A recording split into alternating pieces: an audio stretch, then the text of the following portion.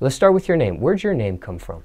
Man, the name Busta Locz, man. I mean, I was going by Young Blue, you know, and everybody in my city so familiar with Busta. I was like, you know, forget it, man. I'm gonna go with Busta Locz, you know what I'm saying? And it was a guy named, I was going with Young Blue at first, you know what I'm saying? And, you know, it just went, I wasn't comfortable with saying it to myself, you know what I'm saying? And me and my partner, we was talking or whatever, and he was like, man, you should go with Busta. So that's when, you know, and that's when I put the Busta Locz on the end of there, you know. And that's really how it came about. What's the meaning behind that name? I mean, you know, it's a meaning. I mean, because I'm 5 Deuce Hoover, I'm a Crip, you know what I'm saying? But it really don't, I mean, that's the meaning behind it, you know what I'm saying? But I make music for everybody, you know. And I mean, you know, it wasn't really no big thought put behind it, you know, because like I said, in the neighborhood, it's a lot of people call me Busta Locz, you know what I'm saying? And when I started this rap thing, I was calling myself Young Blue. And like I say, I just felt more comfortable with going Busta Locz. Now, where are you from? I'm from Pine Bluff, Arkansas, Stank City. Still living there? Yep, still here. What's your opinion of the state of rap music right now in Arkansas? Well, right now we kind of, you know, like, you know, right now we behind time, you know what I'm saying? And I feel like, you know, the way social media is, it done made it to where everybody can get out there and put themselves out there. And I feel like, you know, 2017, like I might be the artist to bring Arkansas that attention that it ain't really too much, you know, been getting lately. And I mean, you know, a lot of people look over Arkansas, but it's a lot of talent in Arkansas, you know what I mean? And, you know, by us not having the revenue that you got in Atlanta, Houston, I mean, you know, New York, you just got so many ways to make revenue off your music that it's more easier for you to be able to, you know, stick on it and say this is what I'm gonna do, you know what I'm saying? But when you coming from where I'm coming from, population 50,000, you know what I'm saying?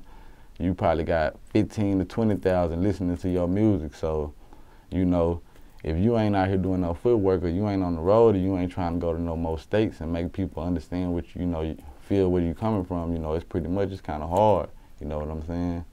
And the main thing for me, you know, my main thing is, you know, to put it in their face. If I gotta go to Las Vegas, if I gotta go to Washington, D.C., New York, you know what I'm saying? I'm just trying to put it in their face however I can, you know what I'm saying? Now, what's the closest big city to Pine Bluff? I say it's Little Rock, you know. How far? It's probably, what, 20 minutes, right up the road, you know. And I would say, you know, Pine Bluff and Little Rock, they, you know, they sort of similar, the same thing, you know what I mean? They, up there, it's a lot more bigger buildings, you know, but I ain't really, you know, too much different from Pine Bluff and Arkansas, you know. Little Rock, like I said, it's about 30 minutes up the road. So Pine Bluff is not considered a suburb or of Little Rock, is it? Nah. Pine Bluff is like considered as another city, you know what I'm saying? Little Rock is its own city. Then, like I say, you got Hot Springs, that's a city. You just got different little cities. Now, what was it like for you growing up in Pine Bluff? Paint the picture for us. I mean, you know, I mean, you know, I guess I could say I had a regular childhood, you know, like I had both of my parents, so it's kind of hard for me to say I wasn't raised with no daddy, you know, like I said, I even graduated from school, but the way that, you know, the way that life is, like, your parents ain't got to raise you, you know, to grow up to be this type of person, and you ended up, you know what I'm saying, you gonna become that person. Like I said, my mama raised me the right way. And I feel like, you know, if I look at it life and how I'm doing now, like, I'm doing everything that I'm supposed to be doing, you know what I'm saying? And the main thing, like I say, growing up in Pine Bluff, it really didn't, you know, it's grimy. You know, Pine Bluff probably one of the worst cities in, you know, the United States. But I mean, like, me growing up, it was just a regular childhood, you know, pee-wee football, you know, the regular, kicking with my homeboy, just, you know, the regular. Was it rough growing up? Oh, yeah, it was, I mean, you know, it was rough on my end because for the simple fact, I ain't come from no family, you know, with the riches, or I wasn't raised with no silver spoon in my mouth. So it was hard, but at the same time, like, we made it, you know what I'm saying? Like, my mama, she was pretty independent, you know, my daddy was there, but he wasn't with my mama, but she was pretty independent, you know, so it was hard, but it wasn't hard, you know. There's nothing really to complain about, you know. I'm here now. What was one of your roughest moments growing up?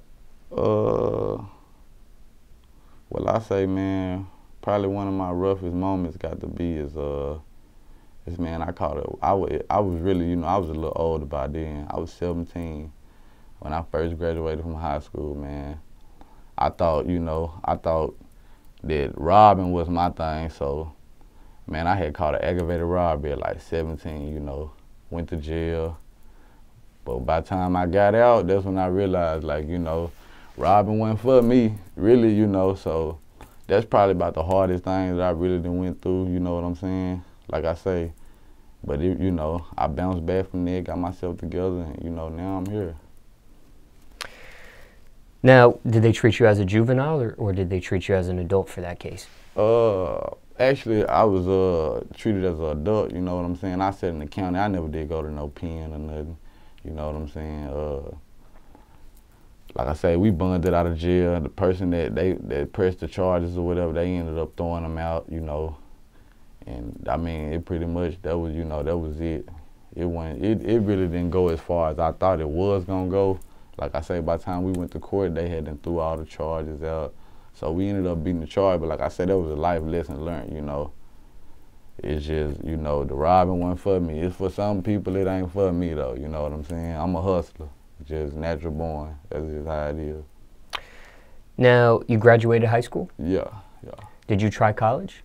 I mean, I tried it. College wasn't for me, man. You know, it just wasn't for me. It's for, you know, I ain't gonna say it ain't for, you know, the next person, but it wasn't for me because, you know, my mind was, like I said, I had a child when I was 17, so my mind wasn't on no going to school. My mind was on some paper, you know what I'm saying? So if you tell me to read a book and I know I can go do something else for that same hour that I can read that book for to get, you know, 500, 600 or to 1,000, I mean, I ain't, you know, right, my attention span wasn't long enough to sit there for that book, you know what I'm saying? And I know true enough it pay off in the long run, but I mean, when you live in a fast life, you need the fast money, and that's just how it was with me. What year did you stop going to college? Freshman, sophomore, junior, senior? I think I might have went to college, man, for probably about, not even a semester, probably about a month, you know what I'm saying, about a month, about 2 months. Matter of fact, they gave me a check. When they gave me a check, I quit going, I ain't gonna lie. They gave me a check, man, and shit. When they gave me that check, I ain't never looked back, you know what I'm saying? I think I went and spent the whole check on drugs, you know what I'm saying? But I might have went for about a month at the most, you know what I'm saying? But at the end of the day, like I said, it wasn't for me.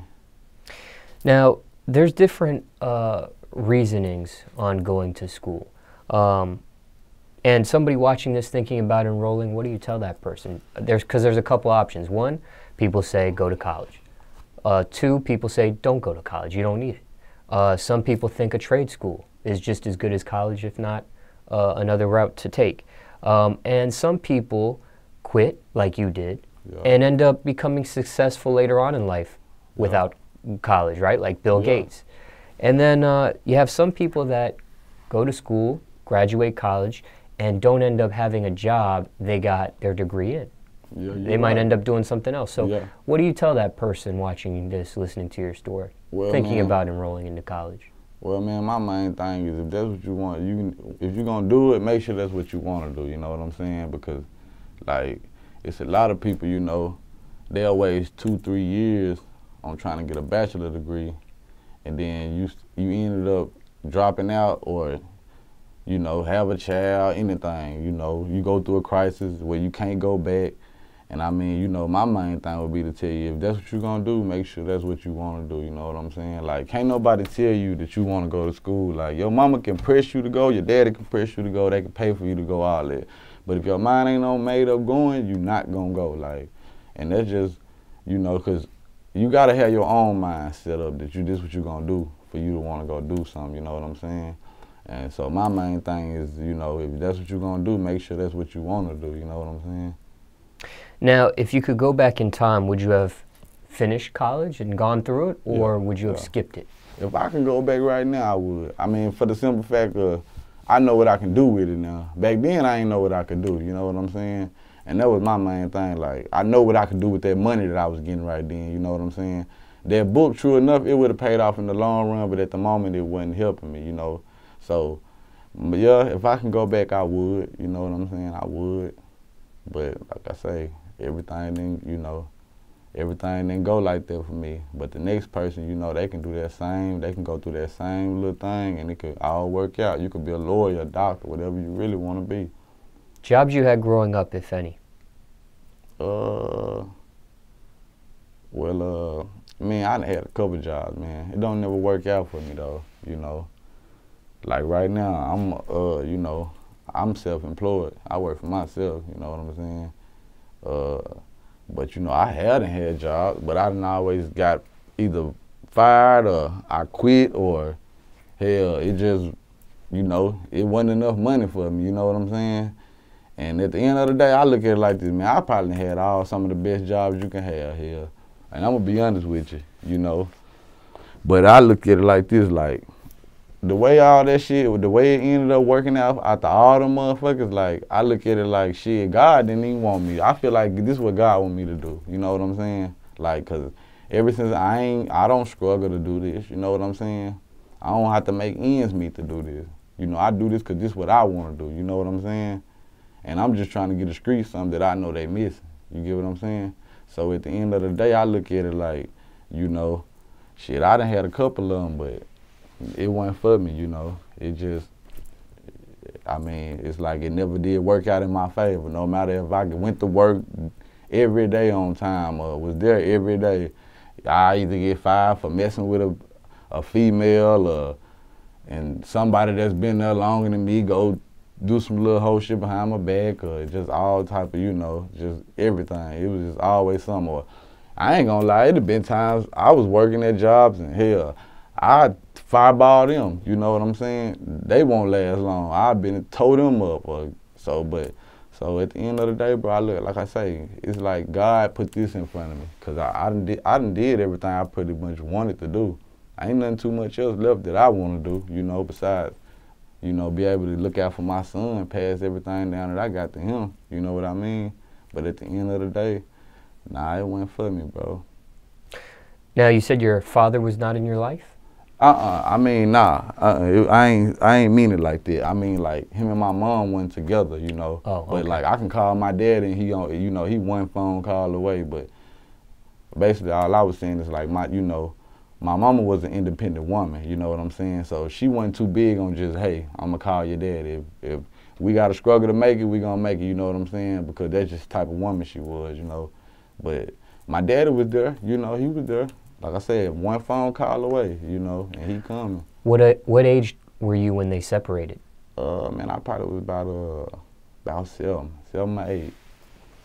Now, do you have any other siblings in your family, or are you the only child? No, I got 3 sisters. I'm the only boy, the last of the down breed. Yep. So the youngest? Yeah. Okay. Yeah.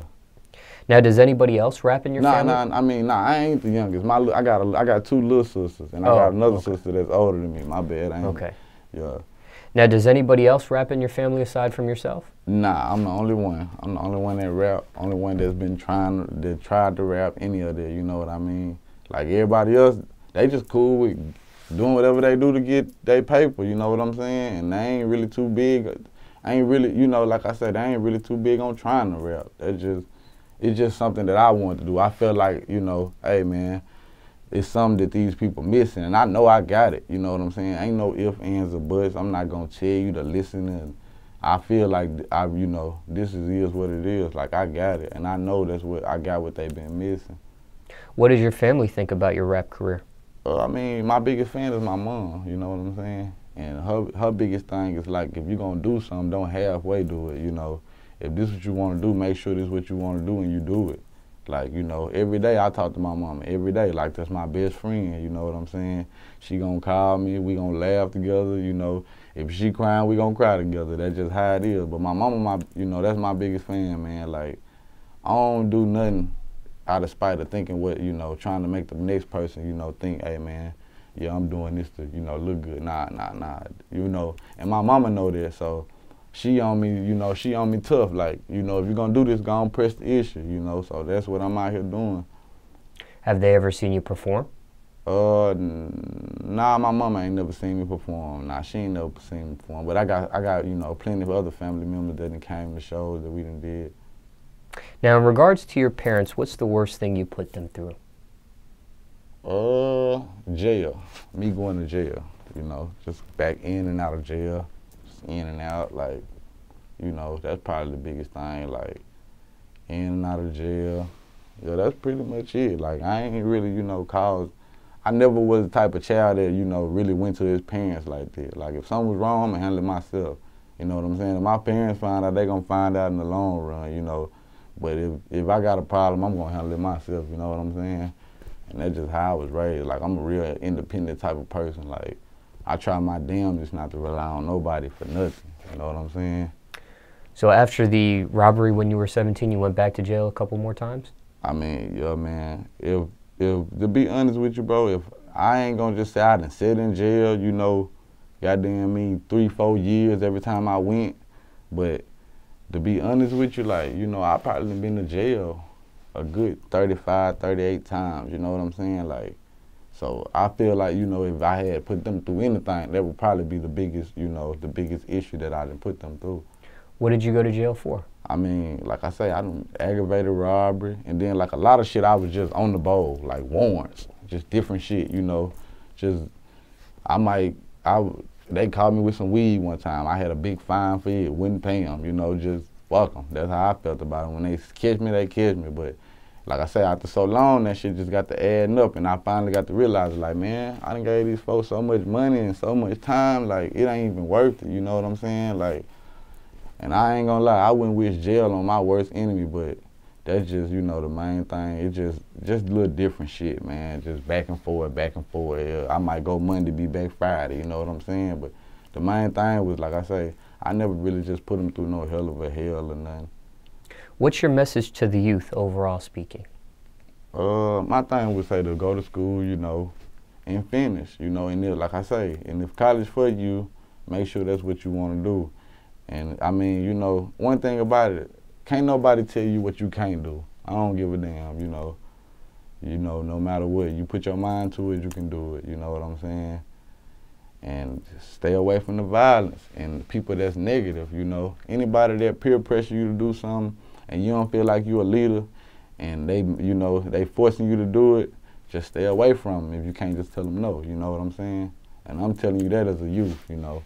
If you ain't, if you know, and that just can help you in so many different situations. But like I say, just stay away from all the bullshit and just put your mind on what you want to do and you can do it. Okay, now how did you get into rap music? What age were you?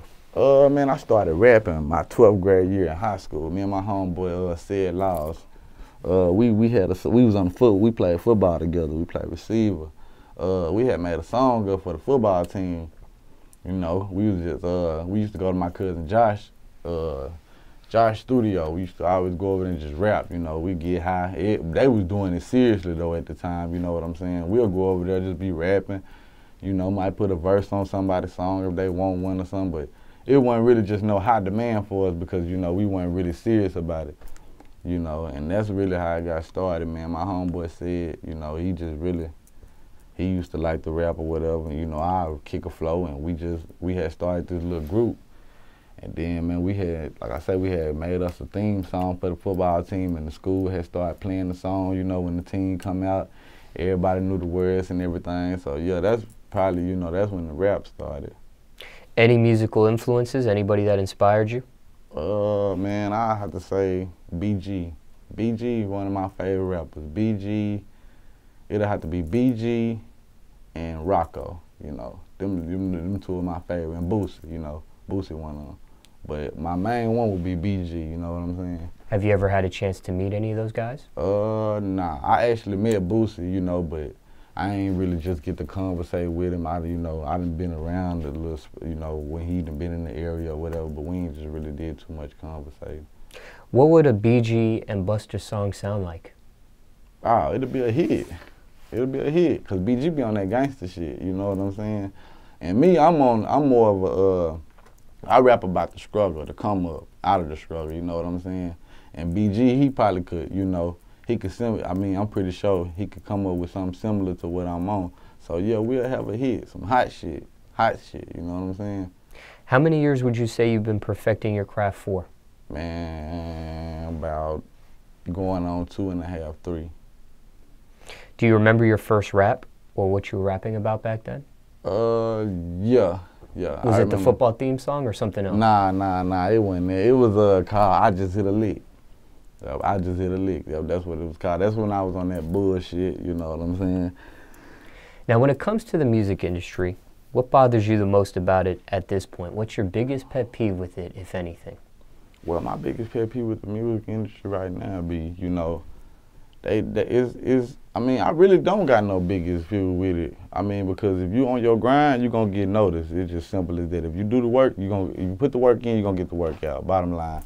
But I really ain't got no biggest peeve, you know, because the music game is changing with time, just like clothes change, you know what I'm saying? Just like jewelry change.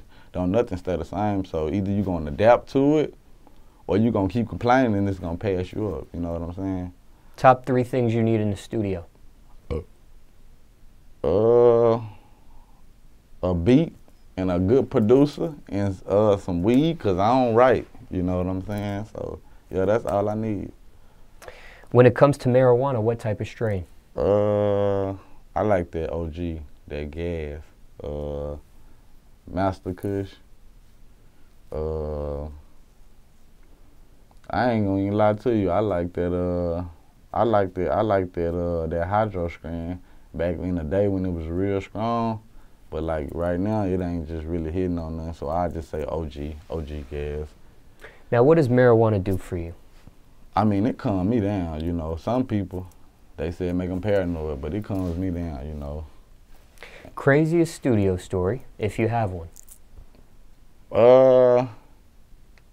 Yeah, man, one time I was in the studio when I first ever started rapping. This was about like in 2008. Like I say, my cousin Josh, he got a studio or whatever. And one day we was out there, man, you know, and the police knocked on the door. In the studio, the way it's set up, it don't have no windows in it, so we couldn't see who was at the door, you know what I'm saying? When we opened the door up, police at the door knocking. The whole time they knocking, they didn't know that it was a studio because his house was in the front and the studio is like in the back, and the way his house set up, you would come to the studio before you get to the house. So I guess they thought somebody stayed there. So they knocked on the door by us thinking, you know, people come in and out every day, you know what I'm saying? So we not knowing it was the police. As soon as he opened the door, smoke hit him right in the face, you know what I'm saying? That's probably about the craziest moment at the studio. But as far as like all that old drama, like you know, everybody I associate ourselves with, we pretty much laid back, and you know, either they got respect, we got respect for, you know, whoever that's coming around us, they respect us just like we respect them, you know, so ain't too much drama going on. Did they ever end up getting a peephole in the door or something where you can see who's coming in? Or? Well, actually, man, we boarded it up, we moved it, you know. Wasn't no windows, man, we had to go, you know what I'm saying? We boarded it up, man, we moved it. Now, when it comes to beats, I'm sure you come across a variety of beats. Has there been any beat that you received that you passed on that became a bigger song for somebody else? Not that I can think of. Not that I can think of. Not just right off the top of my dome, you know what I'm saying? Nah. What's the realest song you ever wrote so far in your whole catalog of music? It's a song called Pain, you know. I wrote it, and that's like I say, I don't normally write don't normally write, and I wrote it like I wrote it like a day after my grandpa had passed. And what was so crazy is like I wrote a song a day after my grandpa had passed, but I just probably put the song on official wax about 2 weeks ago. You know what I'm saying? Now, let me ask you this. Risk versus reward. What's the biggest risk you took for your music career so far?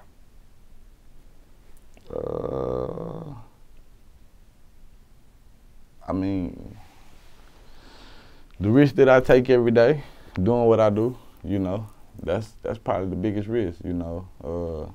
Street shit, you know. Proudest accomplishment so far in your music career? I mean, you know, right now, you know, I got a single out that we finna get ready to put on the radio. Finna spin in 10 different states, so that's probably my biggest accomplishment. You know, we got the song did, we got the video did, and we about ready to go to the radio with it. What's the song called? It's Hopping Out the Blue Benz. What's the biggest misconception of you? What's one thing people say about you that isn't true? He ain't getting no money. He ain't getting no money, and that's about it, man, because I really don't tune in to what people got to say about me. I don't even think they say that, you know what I'm saying? But if they saying it, they wrong, you know what I'm saying? But, hell, I don't know, man, because I don't really tune into what people got to say about me, you know? Like I say, I'm an independent dude. I don't really deal with a lot of people, so I don't care about feedback, so.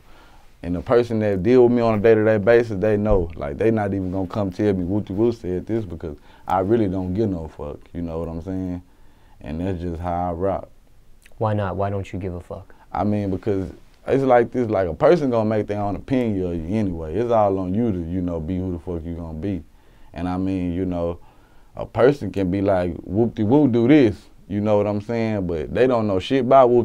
But another Woo done told them this about Woo. You know what I'm saying? So at the end of the day, like, I don't be giving no fuck. You can say whatever you want to say about me. Long as my kids straight, you know, and my bills paid and my family eat, we good. You know, you can talk about me all you want. NWA said it good. All publicity is good publicity. Craziest rumor you heard about yourself? Craziest rumor I heard about myself. It'll